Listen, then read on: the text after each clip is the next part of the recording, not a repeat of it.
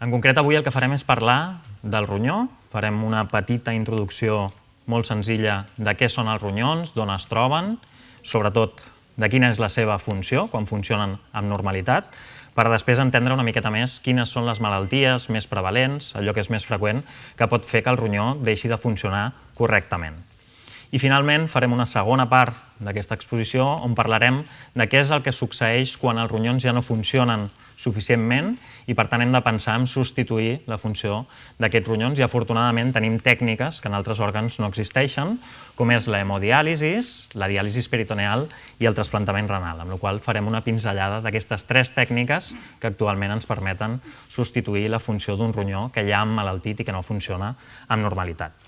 Sense més dilació anem a fer una petita introducció i hem de començar per quin és el significat etimològic de la paraula nefrologia. El doctor Vilardell i jo som nefròlegs, som especialistes del ronyó i d'on ve el nom nefrologia? Doncs de la paraula nefros, que vol dir ronyó, i logos i ia, que vol dir tractat o acció. Per tant, la nefrologia és aquella branca de la medicina que estudia els ronyons en la seva normalitat, que estudia els ronyons en la seva patologia, les malalties renals, i que també inclou la part de substitució de la funció del ronyó amb la diàlisi i el trasplantament renal. Quants ronyons tenim? Doncs en tenim dos, habitualment. Hi ha persones que neixen amb un sol ronyó i poden viure amb normalitat, però habitualment el més freqüent és que tinguem dos ronyons. El seu tamany l'han d'imaginar com si fos un puny, aproximadament, aquests 12 centímetres, més o menys de diàmetre màxim, i el pes és entre 130 i 170 grams. On es localitzen els ronyons? Doncs imaginin-se'n ara una persona. A aquesta persona li hem tret la pell, li hem tret el teixit que hi ha per sota de la pell, els músculs rectes abdominals, i per sota ja veiem que hi ha una sèrie d'òrgans. És important, i després en parlarem, aquests òrgans estan envoltats per una membrana que els hi confereix protecció i els hi dona alimentació, nutrició, que és el peritoni. I més endavant en la xerrada parlarem d'aquest peritoni. Per sota d'aquest peritoni tenim diferents òrgans importantíssims, com és el fetge, l'estómac i el budell prim i gros. Doncs bé, si aixequem tots aquests òrgans, just per darrere, i per tant parlem de l'espai retroperitoneal, per darrere d'aquest peritoni, és on ens apareixen els dos ronyons. Habitualment, al costat dret, més inferior perquè a sobre té el fetge, que al costat esquerre. Aquesta és la localització dels ronyons a l'esquena. Estan més a prop de l'esquena, per així dir-ho, que de la panxa. Per això molts cops, quan hem de fer una biòpsia, hem de treure una petita mostra, la forma d'accedir-hi és sempre per l'esquena, perquè estan en aquest espai per darrere del peritoni. Aquestes són les estructures importants dels ronyons i de les vies urinàries. Parlarem a continuació de les funcions dels ronyons. Però bàsicament, aquí tenen el ronyó generarà l'orina, aquesta orina es concentrarà primerament en aquesta part que és la pelvis renal i després a través d'un tub, que és l'urèter, portarà l'orina fins a un reservori que és la bufeta urinària. Quan nosaltres tenim sensació de tindre que orinar, la buidarem i l'orina sortirà a l'exterior a través d'un altre tub que és la uretra. I aquestes són les estructures més importants del sistema urinari, els ronyons i la via urinària. Si anem més en detall al ronyó en el seu interior, si nosaltres el partim per la meitat com un meló i el mirem, té diferents parts. Una molt important és la càpsula renal. És com si fos una protecció que tenim d'aquest òrgan. Perquè just per sota està una de les parts més importants del ronyó, i és l'escorça renal. Aquest és on està localitzat el veritable filtre del ronyó, i és que, com veurem, una de les funcions més importants és eliminar toxines, filtrar la sang i eliminar allò que no és bo pel nostre organisme. Doncs en les nefrones, que estan en aquesta escorça renal, és on això succeeix. Posteriorment es anirà formant l'orina, que es anirà canalitzant en aquests calzes, passarà a la pelvis que hem comentat i d'aquí cap al tub que va a la bufeta, que és l'urèter. Molt important, un concepte dels ronyons. Els ronyons reben molta sang. La seva funció serà netejant la sang, per tant, hi ha de passar gran quantitat de sang i estan formats per molts vasos, moltes artèries petitetes i moltes venes. Perquè facin una idea, els ronyons reben el 25% de la volèmia. Què és la volèmia? És aquella sang que batega el nostre cor. Doncs una quarta part de la sang van dirigides al ronyó perquè s'hi facin les seves funcions. Per tant, passen cada dia 180 litres de sang pels ronyons per fer les diferents funcions al seu interior. Aquí tenen una imatge del ronyó vist a través de l'artèria. És a dir, posem un catèter a l'artèria que hem comentat que porta la sang al ronyó i posem un contrast i, com veuen, es va dibuixant unes artèries que cada cop són més petites, però que tot el ronyó està constituït per aquestes petites artèries que reben aquests 180 litres de sang cada dia. I això, els que vau tindre l'oportunitat d'anar a l'exposició de Bodis, és una artèria aorta, dues artèries renals, i veieu com a poc es van dividint en petites branques, en petites artèries que conformen tot el ronyó. És a dir, tot el ronyó està ple d'aquestes artèries petitetes que conformen aquesta forma dels dos ronyons. Per tant, importantíssim que reben gran quantitat de sang. I quines són les funcions principals dels ronyons? Doncs bàsicament són tres. La primera d'elles és controlar el balanç d'aigua del nostre organisme. El nostre organisme té més d'un 90% d'aigua i és importantíssim que algú reguli. Com ho regula? Doncs si a mi em falta aigua perquè estic deshidratat, perquè he fet un esforç físic, perquè he tingut diarrees, el ronyó el que fa és retenir dins del cor tota l'aigua que nosaltres requerim. Si per contra jo em passo i estic bevent més del que necessito, el que faran els ronyons és eliminar, excretar a través de l'orina aquell excés de líquid que no necessita el meu organisme.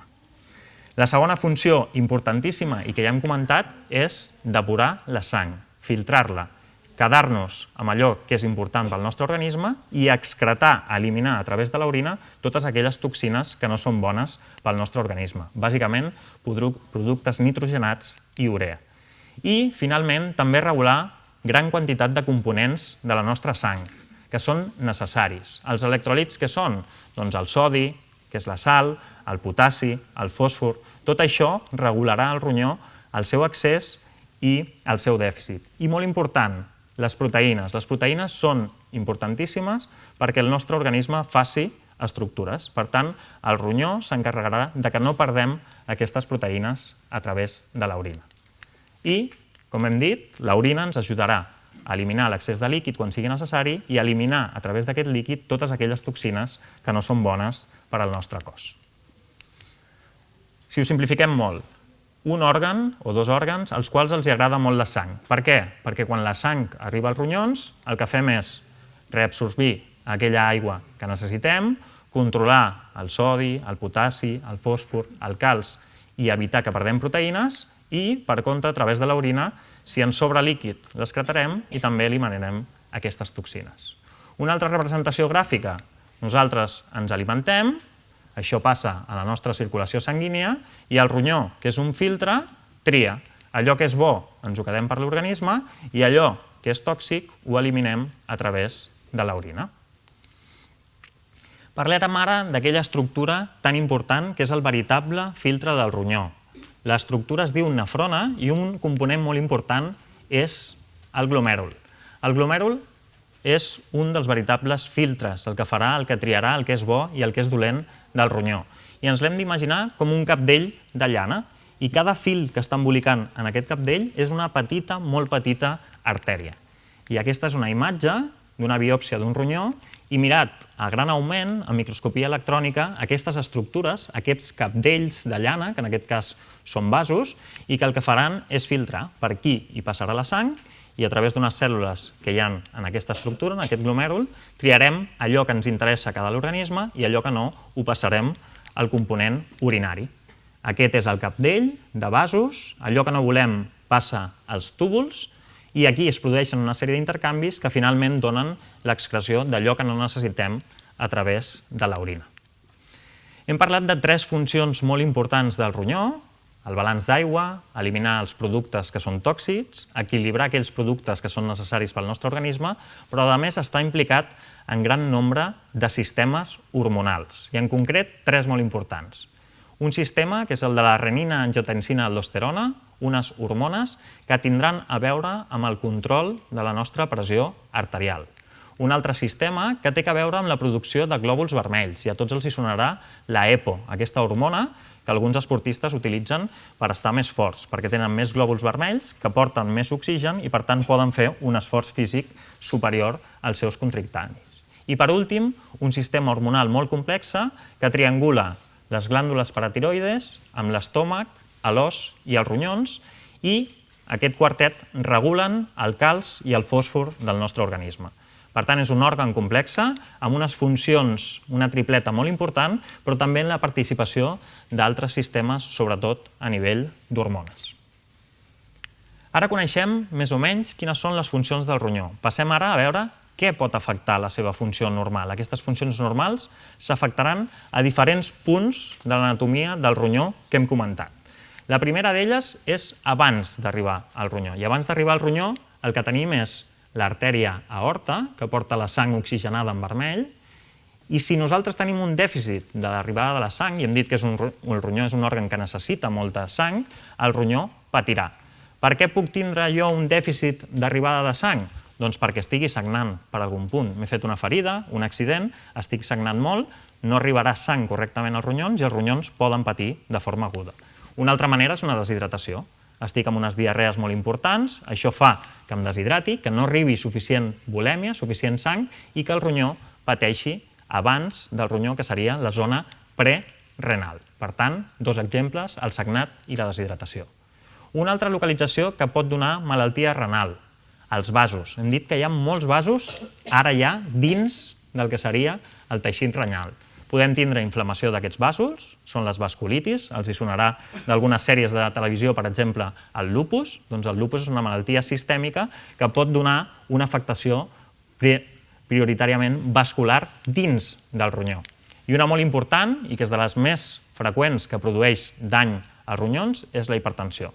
Perquè tenim gran nombre de la població que, quan ens anem envellint, som hipertensos, i si aquesta tensió no està ben controlada, doncs afectarà, com veurem més endavant en la xerrada, a la funció del ronyó. Una altra localització, hem parlat del glomèrul, doncs hi ha patologies específiques d'aquest filtre, d'aquest glomèrul. Una de les més freqüents, la més freqüent de fet a nivell mundial, és la nefropatia IgA. És un depòsit d'una immunoglobulina, d'una part del nostre sistema immune, que està alterada i que quan cau, es diposita en aquest glomèrul, produeix inflamació i dany. I potser la més freqüent, que és la diabetes. La diabetes afecta els vasos, però també afecta a les estructures glomerulars, i també en parlarem específicament perquè conjuntament amb la hipertensió són les dues malalties que més freqüentment fa que el ronyó ens falli. Altres estructures que tenim, els túbuls i la part que hi ha entre els túbuls i els glomèruls, que és l'interstici. I aquí, de les malalties més freqüents que els hi sonarà, tenim, per exemple, la poliquistosi. La poliquistosi són ronyons que es fan molt grans a través de múltiples quistes, i els quistes són dilatacions d'aquests túbuls que es fan, quan haurien de ser milimètriques, doncs en forma de centímetres. I també el refluxe. Alguns dels nens que neixen amb una patologia de refluxe que fa que l'orina, en comptes de tindre una direcció cap a la bufeta, produeixi una direcció contrària, i aquesta orina que va al revés, pel refluxe, acaba afectant a la funció renal. I per últim, podem tindre malalties del ronyó després del ronyó. Tindre una obstrucció a la via urinària, i l'exemple més clar és una pedra, una litiasis, que produeix un dolor molt fort a nivell lumbar, que se'n va endavant. Doncs si aquesta pedra obstrueix completament la via urinària, a l'urèter, pot produir que l'orina no es pugui eliminar amb normalitat i, per tant, que el ronyó pateixi fins que es resolgui la causa. Per tant, com veuen, podem tindre patologia en molts nivells a nivell del ronyó, inclús abans i després del propi òrgan. Quines són les formes de presentació de la malaltia renal? Doncs podem tenir causes que produeixen una insuficiència renal aguda, vol dir que jo avui no tinc cap patologia renal i de sobte, de forma súbita, aguda, tinc una patologia, i els exemples serien, per exemple, el que hem comentat, una deshidratació per unes diarrees importants o per un esforç físic molt important, una inflamació dels vasos, una vasculitis, o bé inclús una trombosis d'aquella artèria que porta la sang al ronyó, que fa que hi hagi una isquèmia, un infart del ronyó. Davant d'una insuficiència renal aguda, què pot passar? Doncs pot passar que tractem la causa, estem deshidratats, doncs ens posem molts líquids al cos, ens hidratem bé i es pot resoldre i, per tant, recuperar una funció renal estrictament normal. Podem tenir patologies com per la vasculitis, on el dany en part ha cronificat, però amb el tractament aconsegueixo estabilitzar aquesta cronicitat i puc viure tota la vida, o pot ser que aquesta patologia no es controli, per exemple, una hipertensió o un sucre molt mal controlat, i progressivament el dany renal ja no és agut, sinó que progressivament es va cronificant, i no només això, sinó que va progressant. Cada cop la funció del ronyó és menor. Per contra, tenim altres causes que el que fan és no un començament tan abrupte, tan súbit de la insuficiència renal, sinó que a poc va deteriorant la funció renal. Aquí és quan parlem de la insuficiència renal crònica. Les principals causes, ja hem dit, diabetes i hipertensió arterial. Què pot passar aquí?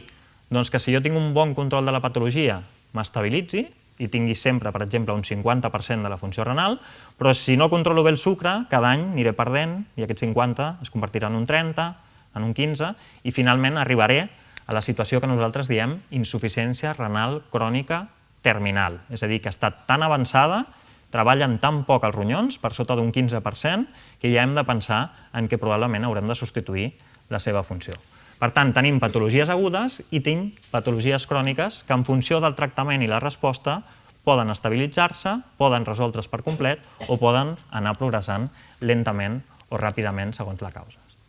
Quins són els símptomes de la malaltia renal? I aquí els nefròlegs tenim un gran problema, i és que molts cops aquestes patologies no produeixen uns símptomes clars.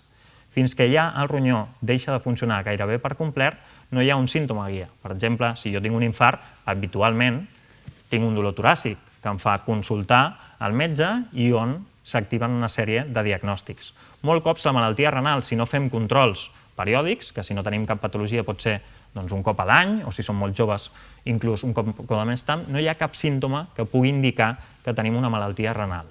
Hi ha altres malalties que són més sistèmiques, hem parlat del lupus, que sí que ens donen molts símptomes. Però, per exemple, la hipertensió i la diabetes, les principals causes, quan produeixen insuficiència renal, no sempre ens donen uns símptomes clars que ens permetin el diagnòstic si no fem una analítica específica. Per tant, això a vegades ens dificulta el diagnòstic o fa que quan arribem al diagnòstic la malaltia ja està evolucionada. Quan ja està molt evolucionada sí que podem trobar coses. I la principal, evidentment, és si no treballen els ronyons, el volum d'orina que jo faré serà menor i tindré conseqüències. Quines són les més habituals? Doncs tindre edemes, que s'unfli la cara, que s'unflin les cames, que s'unflin una miqueta les mans. Puc tindre dificultat per respirar o per dormir totalment estirat, perquè com no elimino líquid, aquest es va acumulant progressivament a nivell pleural i em dificulta la respiració.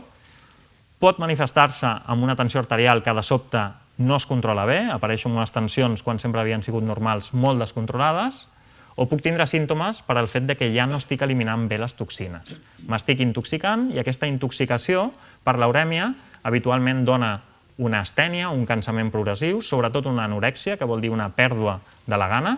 Quan ja és molt evolucionada la insuficiència renal podem tindre la sensació d'un sabor metàl·lic a la boca, podem tenir sensació de sequedat i picor de la pell i, en alguns casos, cansament i fred. Per tant, el principal escull és que molts cops aquestes malalties són totalment asimptomàtiques, no donen la cara fins que no estan molt evolucionades. Quin és el tractament de les malalties renals? Doncs sempre, com tot en medicina, abans del tractament està la prevenció. Hem d'intentar no tindre insuficiència renal, sobretot per les malalties que són cròniques i que són conegudes per tots vostès, com la hipertensió i la diabetes. Per tant, és fonamental la dieta, tindre una dieta i uns hàbits saludables, intentar evitar l'excés de sal en aquesta dieta, fer un exercici físic, com tot, regular i adequat a cada persona, i intentar eliminar tots els tòxics que poden contribuir a l'agravament d'aquestes malalties i, per contra, a l'agravament també de les malalties a nivell renal. Un cop feta la prevenció, si apareix la malaltia, com hem de tractar? Doncs en funció de la causa. S'haurà de tractar la causa i sempre insistint, tot i que tractem la causa, en continuar fent les coses bé. Una dieta saludable, exercici físic regular i evitar hàbits tòxics i aquells fàrmacs que poden interferir en la funció renal. Posarem dos exemples. Hem comentat que són les patologies que més clarament donen insuficiència renal en la població de Catalunya, en la població estatal i en la població a nivell mundial. La diabetes, com tots coneixen, tenim dos tipus. La diabetes tipus 1, que es diagnostica en etapes molt tempranes de la vida i que habitualment ja és necessari des del diagnòstic tractar amb insulina, o bé la diabetes que habitualment es manifesta quan ens anem fent gran, que és la diabetes tipus 2, que a vegades es pot començar només amb tractament dietètic, altres necessitem de fàrmacs, els antidiabètics orals, i finalment hi ha malalts que no aconsegueixen un bon control i acaben amb l'administració d'insulina. Què fa la diabetes? Què fa el sucre? Doncs el sucre és molt tòxic per als ronyons. I és tòxic sobretot a nivells dels vasos. Les artèries que porten la sang als glomèruls, aquests filtres del ronyó. Aquí tenim una persona sana, amb una artèria perfecta, tant la d'entrada com la de sortida, i amb un glomèrul que està increïble. Té una funció renal normal, no perd proteïnes per l'orina. Un malalt que durant molts anys no es controla bé de la sucre, què passa? Doncs que aquest sucre cada cop va aprimant més les artèries. I aquest aprimament fa que pateixi, que s'inflami aquest capdell que és el glomèrul. I això fa que inicialment detectem albúmina en orina, quan això progressa detectem ja gran quantitat de proteïnes i finalment acaba amb una insuficiència renal que va progressant. Per tant, importantíssim en el sucre, la dieta, però sobretot controlar la glicèmia per intentar evitar la toxicitat a nivell renal. L'altre exemple és la hipertensió arterial, i a mi sempre m'agrada explicar-lo en una casa. Tots a casa tenim un sistema de canyeries. Aquesta és una casa molt moderna, calenta l'aigua a través d'una placa solar i a través d'una sèrie de bombes va per les diferents estances de la casa, a la dutxa, a la cuina, al lavabo, etc. Què és la hipertensió? La hipertensió és que aquestes canyeries estan sotmeses a una pressió molt forta, més de la que necessiten per portar la sang a les diferents estances. Mentre nosaltres anem vivint amb aquesta hipertensió arterial, molts cops, si no està molt descontrolada, no tenim símptomes. La tensió està alta, la casa, en aquest cas, segueix donant aigua al lavabo, a la cuina, sense cap problema. Però si aquesta pressió no es controla i durant molts anys es perpetua, aquestes canyeries cada cop van patint, es van debilitant i tenen problemes. Quines són les canyeries del nostre organisme? Doncs aquelles que porten la sang al cor i podem tenir infarts per culpa de tindre una tensió molt elevada, podem tindre accidents cerebrovasculars o, en aquest cas que estem parlant avui, podem tindre una malaltia renal que, si no es controla, pot progressar amb el temps. Per tant, importantíssim control estricte de la pressió arterial perquè aquesta, amb el temps, amb els anys, no acabi desenvolupant una insuficiència renal i, com sempre, els hàbits saludables. Parlem ara d'insuficiència renal crònica. Deixem totes les causes d'una insuficiència renal aguda i parlem d'aquelles que fan que a poc tinguem una insuficiència renal establerta i, per tant, crònica. Com a nefròlegs, nosaltres fem un estadiatge des dels que més treballa el ronyó fins als que menys treballa. Molt simple, ho parlem en percentatge de filtrat. Quan filtra el nostre ronyó? Doncs si tenim un filtrat per sobre del 90%, habitualment no hi ha insuficiència renal. A mesura que el anem perdent, anem apareixent aquests estadius fins l'últim, que és el 5è, que és quan el filtrat està per sota d'un 15%. Aquí és quan parlem d'una insuficiència renal crònica terminal. Vol dir que els ronyons funcionen molt poquet i hem de començar a pensar com hem de substituir la funció d'aquests ronyons. Bàsicament, 3 tècniques: hemodiàlisi, diàlisi peritoneal i trasplantament renal. Abans de passar a les tècniques, quines són les causes aquí, en el nostre àmbit d'insuficiència renal crònica terminal més freqüents? El que hem comentat: diabetes mellitus, hipertensió arterial i ja per sota altres de les que s'han comentat. I vegin com també aquí tenim un important lloc on millorar. Hi ha gran quantitat de malalts que, per això que dèiem que molts cops és asimptomàtica, quan arriben, la malaltia renal ha progressat tant que no podem afinar quina és exactament la causa de la insuficiència renal crònica terminal. No podem fer una biòpsia i no podem saber exactament la causa. I això és perquè molts cops no dona la cara en forma de símptomes específics d'insuficiència renal crònica. I ara sí, ja parlem d'aquells malalts que estan en una situació final, insuficiència renal crònica terminal, i han de substituir la funció del ronyó. Tenim 3 tècniques: hemodiàlisi, diàlisi peritoneal i trasplantament renal. Quina és la millor? La millor en quant a qualitat de vida i en quant a menor morbilitat, és a dir, la que millor ho fa substituint la funció dels ronyons, és, sens dubte, el trasplantament renal. Quina és millor de les altres dues? Doncs les dues són igualment comparables. Tant la hemodiàlisi com la diàlisi peritoneal, per sota del trasplantament, són iguals a l'hora de substituir la funció del ronyó.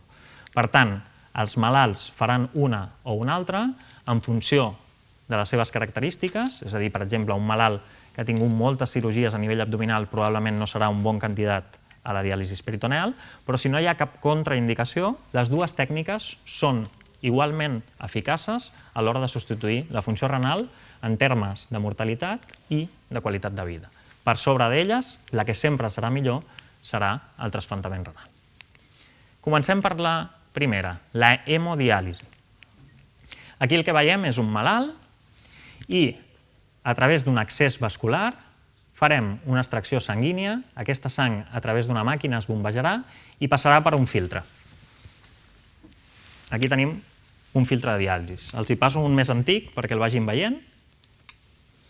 Però bàsicament aquí tenim 4 portes d'entrada. Per una entrarà la sang i circulació en una direcció i per l'altra entrarà el líquid de diàlisi que anirà en direcció contrària.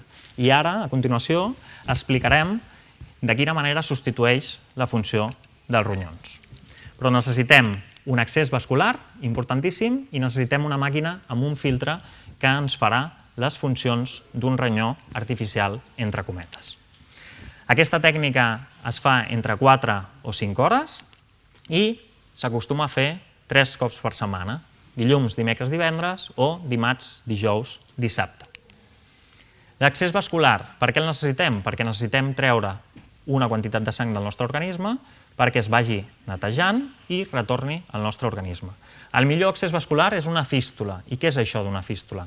És la unió d'una artèria amb una vena perquè la vena, amb la pressió més forta de l'artèria, es vagi dilatant i es faci grossa. Per què? Perquè nosaltres podem canalitzar-la, puguem fer una punció i a través d'aquesta agulla treure la sang amb un flux adequat per poder depurar les toxines. Aquí veuen un malalt, que en aquest cas té una fístula al braç, i com aquesta vena, al fer la fístula, es dilata, es fa una miqueta més grossa, i així nosaltres la podem canalitzar amb una agulla que habitualment ha de ser grossa, perquè necessitem treure un volum de sang important perquè la tècnica sigui eficaç a l'hora d'eliminar toxines. Si no és possible fer aquesta fístula, habitualment els nostres malalts es dialitzen a través d'un catèter, que pot tindre la localització a nivell del coll, a la vena jugular, o a nivell de la vena femoral a la cama. Quin és millor? Sens dubte, si es pot fer la fístula, perquè sabem que els nostres malalts tenen menys problemes associats. Quins són els problemes? Doncs habitualment el catèter pot donar problemes d'infecció o pot donar problemes de que es trombosi la vena, mentre que amb la fístula aquests problemes es redueixen molt menys. Pensin que necessitem treure fora del cos quasi 250 mil·lilitres de sang. Per tant, sempre importantíssim un accés vascular adequat perquè la tècnica sigui efectiva i puguem depurar la sang d'una forma eficaç. El filtre que anirà circulant ara per l'audiència. El que hem comentat, per un lloc ens ingressa la sang en una direcció, per una altra un líquid de diàlisi en la direcció contrària. I al mig veuran que dins d'aquest filtre hi ha una sèrie de fibrilles, que si les allarguéssim serien com una membrana que al seu interior té diferents foradets, el que nosaltres diem diferents poros. Com actua la hemodiàlisi? Imagini's que ara tenim una piscina. En aquesta piscina hi tenim una aigua i al mig de la piscina hi posem una membrana. Aquestes fibres, que si les estirem, són una membrana. Aquesta membrana, com veuen, té uns foradets. Molt bé. Doncs en una part de la piscina hi posem sal, per exemple, i a més hi posem unes roques. Doncs què és el que succeirà? Doncs que per gradient de concentració, per la zona de la piscina que hi ha sal amb més concentració, si és capaç de passar per aquests poros, el que tendirà és a igualar la concentració d'un costat a un altre. Això és el que nosaltres diem difusió. I d'aquesta manera eliminem les toxines. S'han d'imaginar que una part d'aquesta piscina és la sang del pacient i l'altra part és el líquid de diàlisi, que estan circulant per aquest filtre. I entremig tenim la membrana. En un costat hi tindrem les toxines, que si tenen un tamany petit passaran pel poro i aniran al líquid de diàlisi. I d'aquesta manera eliminarem les toxines de l'organisme. Els ROCs, que en aquest cas serien les proteïnes dels malalts, com són massa grans, no passen i per tant no marxen del nostre organisme perquè no ens interessa. Per tant, eliminem les toxines per una diferència de concentració entre la sang i el líquid que passen conjuntament per aquest filtre. I com eliminem l'excés d'aigua que nosaltres no podem excretar per l'orina? Doncs ho fem per un gradient de pressió. Bàsicament, exercim pressió sobre el component sanguini i d'aquesta manera excretem aquella aigua que necessitem treure del nostre malalt perquè no orina amb normalitat. I això li diem ultrafiltració. Per tant, un mecanisme per eliminar les toxines i un mecanisme per eliminar l'excés de líquid que el malalt no pot excretar per l'orina. La diàlisi peritoneal farà el mateix que l'hemodiàlisi, però per altres principis. Com es fa? Doncs en primer lloc necessitem col·locar un catèter, però en aquest cas a la panxa. I aquest catèter el que farà és introduirem a través del catèter un líquid que es quedarà a la panxa. I aquí és on actua el component que hem parlat a l'inici de la xerrada. Aquesta membrana, que en aquest cas està en blau, i que recobreix, protegeix i dona nutrició als principals òrgans, al fetge, als budells i a l'estómac. Aquesta membrana és el peritoneu. I dins d'aquesta membrana hi ha artèries, hi ha venes i hi ha vasos limfàtics. Doncs bé, a través d'un catèter a la panxa, nosaltres posarem líquid que estarà en contacte amb aquesta membrana. I com veurem a continuació, faran una diàlisi. Eliminaran toxines i eliminaran l'excés d'aigua del malalt. Com ho fan? Doncs aquí tenen una representació gràfica.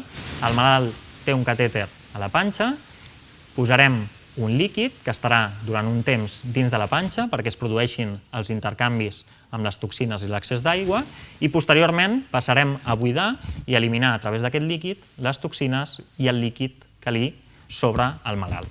Per això els he portat el senyor Peri.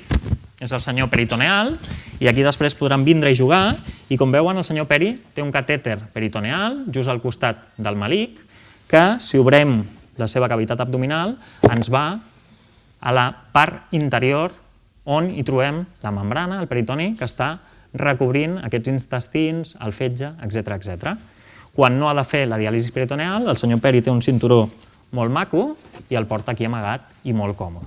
Després podran vindre i veure una mica quin és el funcionament d'aquest catèter. Aquesta és la localització, habitualment a uns 2 centímetres del malic i quan no l'estem funcionant doncs el podem guardar en un cinturó i és força còmode. Quin és el filtre de la diàlisi peritoneal? Aquesta membrana que hem parlat, el peritoneu. I com es produeix l'eliminació de toxines? Doncs exactament igual. En aquest cas, la membrana que tenim al mig de la piscina no és un filtre de diàlisi com l'hemodiàlisi, sinó que és una pròpia membrana que tenim aquí a l'abdomen, que té els seus vasos i que té els seus poros que faran que en un líquid on no hi ha toxines, les toxines del nostre organisme surtin per equilibrar-se i quan buidem la panxa les eliminem com si estiguéssim fent una diuresis. Però com eliminant l'excés de líquid? Perquè no podem fer una pressió sobre la panxa per exprimir-nos. Doncs el que fem és posar dins del líquid de diàlisi un material que el que faci és tindre capacitat de treure aigua. De treure l'aigua que hi ha als vasos cap al líquid de diàlisi. Això és el que nosaltres diem una molècula en capacitat d'osmosi, en capacitat de treure aigua. I la molècula que habitualment es posa amb els líquids de diàlisi per treure aquest excés de líquid, amb capacitat osmòtica, és la glucosa. Posem diferents concentracions de glucosa per treure aquell líquid que el malalt no pot orinar adequadament. I aquest és el mecanisme pel qual substituïm la funció renal a través de la diàlisi peritoneal. Una representació gràfica de les dues tècniques. Component sanguini, la sang del malalt, una membrana al mig, que en el cas de la hemodiàlisi és un filtre, en el cas de la diàlisi peritoneal és la membrana peritoneal, i un líquid de diàlisi a l'altre costat. Eliminació de toxines per diferència de concentració, l'urèmia, les toxines que estan a la sang, tendeixen a passar al líquid de diàlisi, a través d'un gradient de pressió a l'hemodiàlisi, a més, traiem l'excés de líquid, en el cas de la peritoneal és al revés. Posem una substància, que és la glucosa, que atrau l'aigua cap al component del líquid i a través del catèter l'excretem. D'acord? Aquests són els mecanismes de substitució de la funció renal de la hemodiàlisi i de la diàlisi peritoneal. Hem dit que la hemodiàlisi són 3 cops per setmana, 4 a 5 hores. En el cas de la diàlisi peritoneal tenim dues opcions. La primera és que el malalt es faci entre 3 i 4 canvis al dia, que vol dir introduïm a través d'aquest catèter líquid, té una permanència a la panxa entre 4 o 6 hores i passades aquestes 4 o 6 hores jo em connecto a una altra bossa que el que fa és buidar, excretar les toxines i el líquid. I això, en funció de com treballa el meu peritoneu, ho podem fer entre 3 i 4 vegades al dia. Una altra opció és, si el nostre peritoni treballa d'una manera específica, fer tot això a través d'una màquina que fa els intercanvis durant la nit. Per tant, jo em connecto a la màquina, em poso a dormir i la màquina té un software, un programa que li diu quan ha d'introduir líquid, quant de temps ha d'estar i quan l'ha de buidar per tornar a omplir. I això ho fa durant les 8 hores de la nit. D'acord? Dues opcions per la diàlisi peritoneal. I per acabar parlarem 4 nocions del trasplantament renal. La propera xerrada del fòrum serà de coordinació i trasplantament, en la qual únicament parlarem molt específicament i molt ràpidament del trasplantament renal, d'aquesta forma de substituir la funció renal que és la més òptima en el cas d'una insuficiència renal crònica terminal. El trasplantament, com ben saben, és reemplaçar la funció d'un òrgan, no només del ronyó, hi ha trasplantaments de molts tipus, com poden veure en aquesta representació gràfica, per un altre òrgan que funcioni amb normalitat, que habitualment serà d'un donant cadàver, però que en molts òrgans ja cada cop més tenim també l'opció, com veurem a continuació, d'un donant viu. La història dels trasplantaments és molt antiga i aquí, en l'època medieval, intentaven trasplantar una cama d'un donant que s'havia mort i, evidentment, això no va funcionar. Quina és la història del trasplantament renal? Doncs el primer que tenim coneixement va ser l'any 33. Va ser un rus, va fer un primer trasplantament i aquest va funcionar molt poquet temps, probablement perquè no coneixien res del sistema immune, de la defensa, i aquest òrgan va rebutjar i es va perdre per un rebuig. Durant molts anys es va decidir no tornar a repetir l'experiència, però novament, a l'any 46, es van fer 5 trasplantaments que novament no van donar cap tipus d'èxit. I és a l'any 54, a Boston, a l'Hospital Brigham and Women's, on aquests 3 cirurgians van fer el primer trasplantament que va ser amb èxit i que va ser funcionant. I per què? Doncs perquè les persones que van trasplantar eren 2 bessons i, per tant, el seu sistema immune era tan similar que no van produir rebuig com els altres malalts o les altres experiències anteriors. Afortunadament, cada cop el coneixement mèdic ha sigut superior. Vam descobrir la immunosupressió, la forma d'intentar evitar el rebuig, i cada cop això està millorant més. I la primera experiència a Catalunya va ser la del doctor Gil Vernet, l'any 65, i només perquè es facin una idea, en el període comprès entre l'any 65 i l'any 2012, això està creixent de forma exponencial i es porten més de 11.000 trasplantaments renals únicament a Catalunya. Quins estudis hem de fer abans de rebre un trasplantament renal? Doncs, en primer lloc, hem de ser candidats. Hem de tindre una insuficiència renal crònica ja molt avançada, com a mínim per sota del 15%. És important que no tots els pacients són candidats. S'ha de fer sempre un estudi de grup sanguini, s'ha de veure quines són les característiques del meu sistema immune, com reaccionaré jo a un futur òrgan i, evidentment, molt limitant l'estat de salut. Actualment no hi ha un límit clar d'edat, però sí de condicions de salut que permetin una cirurgia tan complexa i que el pacient, per tant, pugui tolerar-la. Qui decideix qui és o no candidat? Doncs això és un anàlisi multidisciplinar, que vol dir que implica a múltiples especialistes. No només el nefròleg, l'especialista de les malalties dels ronyons, sinó també el cirurgià, que tindrà que fer la intervenció, que en aquest cas a Catalunya són els uròlegs. Tindrà que veure també a l'anestesista, que portarà molt important també l'anestèsia durant tot el procediment, i en alguns casos, en funció de les patologies de base, implicarà també un cardiòleg, un neuròleg, etc. I fonamental també la pedra de la coordinació, que és líder a nivell mundial, l'espanyola i catalana, i que és fonamental a l'hora que els trasplantaments es puguin donar a terme. Quins tipus de donant tenim pel que fa al trasplantament? Doncs podem tindre donants vius, en aquest cas el ronyó, tenim 2 ronyons, podem donar un i viure la resta de la vida amb normalitat, però també actualment s'estan fent part del fetge, que parlem d'un split, part del pulmó i també trasplantaments de teixits, no només òrgans, podem fer trasplantaments de pell, podem fer trasplantament de còrnea, d'os, etc. I de donant cadàver? Doncs habitualment tenim 2 tipus de donants i els revisarem, la mort encefàlica i el que nosaltres diem el cor aturat o asistòlia. I en aquest cas poden ser donants també d'òrgans i de teixits. El donant viu. Important. L'estat de salut del que dona ha de ser impecable. És una persona sana i com a nefròlegs ens hem d'assegurar que si dona un ronyó, la resta de la seva vida podrà viure amb total normalitat. Per tant, es fa un estudi molt complet de quina és la seva funció renal, que ha de ser impecable, que no tingui sucre, per exemple, que no tingui hipertensió, que no tingui pèrdua de proteïnes per l'orina, que no tingui una malaltia cardíaca, que no tingui un tumor, etc. Per tant, abans de tot és el donant. En el donant viu ens hem d'assegurar que no tindrà cap problema amb la donació. Segon, hem de veure quina és la compatibilitat en termes de grup sanguini, tot i que aquesta barrera actualment es pot superar. Estem fent trasplantaments de grup sanguini incompatible si prèviament rebren una medicació força complexa, i la compatibilitat immunològica. Quan reaccionaré jo contra aquest donant viu? I això hi ha una sèrie d'estudis que ens permeten determinar-ho. Important, la donació ha de ser lliure, voluntària i desinteressada. No pot haver cap interès. I aquí juga un paper molt important, com deia, en la coordinació. Entrevistes que intenten veure que realment hi hagi una relació que sigui totalment lliure, voluntària i desinteressada a l'hora de la donació. En el donant cadàver hem dit que en tenim dos. Un és la mort encefàlica. L'exemple més clar és una persona que ha tingut una hemorràgia cerebral i que nosaltres certifiquem que té una mort encefàlica, que el seu cervell ja no funciona. Aquest malalt estarà intubat, ventilat, en una unitat, en una UCI de cures intensives.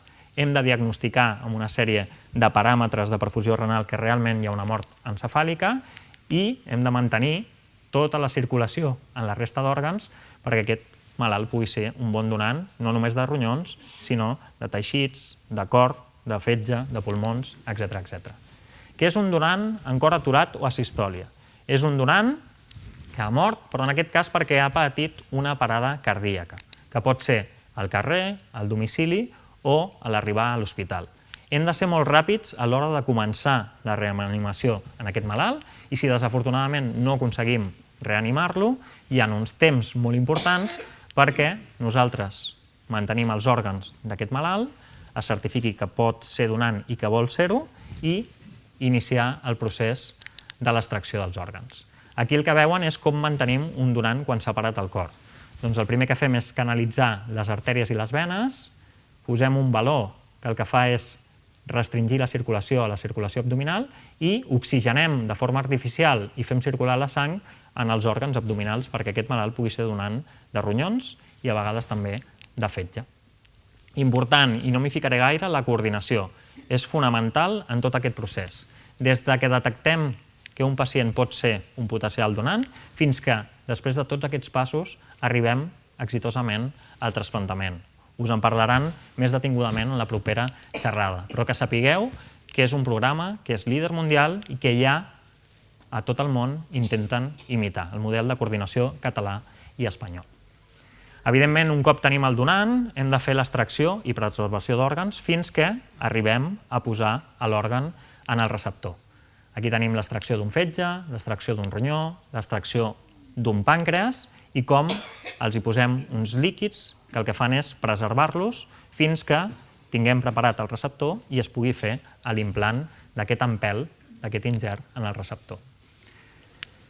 Quan es genera un donant, els nefròlegs el que fem és buscar quin és el millor receptor per a aquell donant. I com ho fem? Doncs primer veiem que siguin compatibles en quant a grup sanguini. En segon lloc, el que fem és que no hi hagi molta diferència d'edat entre el donant i el receptor, que no hi hagi més de 10 anys entre donant i receptor, que intentin ser el més compatibles des del punt de vista del sistema immune per reduir d'aquesta manera el rebuig de l'òrgan i, evidentment, prioritzem per a aquelles persones que porten més temps en diàlisis, més temps inclosos en llista d'espera i hi ha un ordre per fer el trasplantament renal. Aquí està el nefròleg de guàrdia intentant buscar el millor receptor.